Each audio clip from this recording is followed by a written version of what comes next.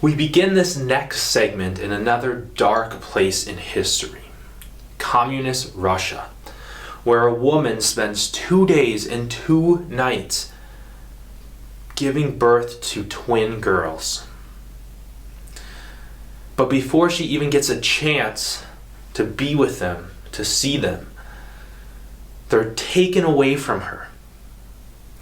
She just gave birth to a rare form of conjoined twins. And they were taken away from her to undergo crude testing by Soviet scientists for the rest of their lives. These conjoined twins, named Masha and Dasha, had separate nerve systems but shared bloodstreams, which made them an ideal candidate for research, i.e., medical torture. Some of the things that they went through, you and I could not even imagine today. These experiments, including packing one twin in ice to bring their temperature down to near fatal levels while observing the temperature changes in the other twin. It included burning them, starving them, depriving them of sleep, and electrocuting them in time with a metronome to test their reflexes. Tubes were routinely inserted into their stomachs to monitor gastric juices, and blood was taken from them 3 times a day.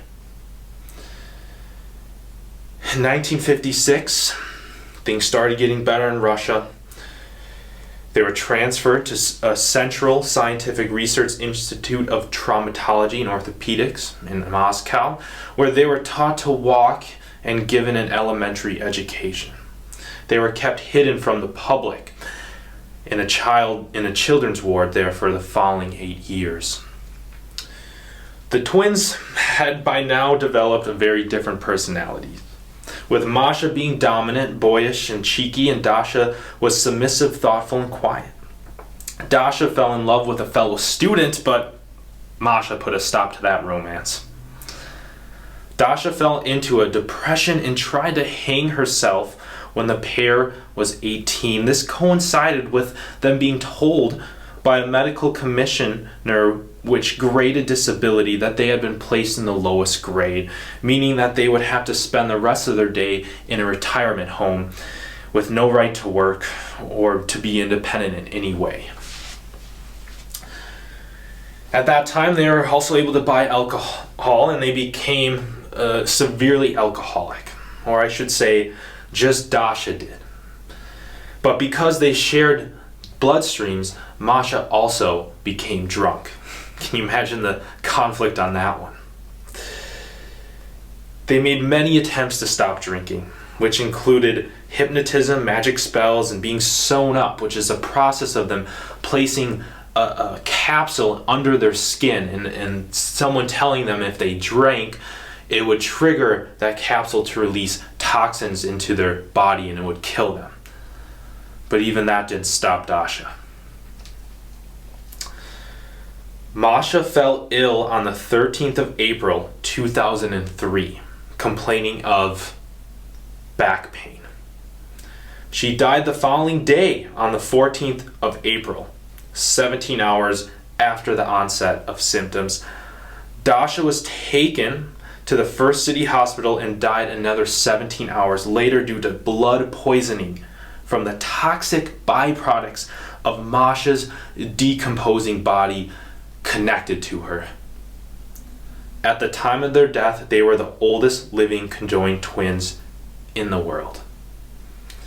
And then finally, in a last act of dignity, they were cremated so no one could touch their body again. What's the lesson here? As we know, Masha and Dasha had shared bloodstreams. Therefore, if one had a virus or a bacteria, the other had it as well. However, they did not share sicknesses.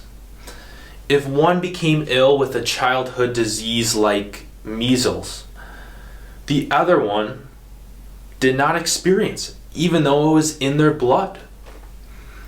And they saw this all the time. Colds, flus, other childhood diseases, they were all experienced separately. While one had a runny nose, the other one didn't. While one was throwing up, the other didn't. How can this be? Well, the main difference between these two was that they had separate spinal columns and a brain and nervous system. They had separate nervous systems. This is the ultimate living proof that the nerve system is the key to resisting and fighting disease,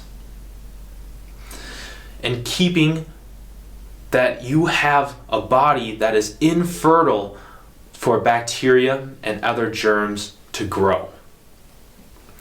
It's the ultimate example. How does chiropractic work to make sure that this spinal column, the brain and spinal cord, are working at an optimal level? That's exactly what chiropractic is all about. And that's exactly what we'll talk about on the next video.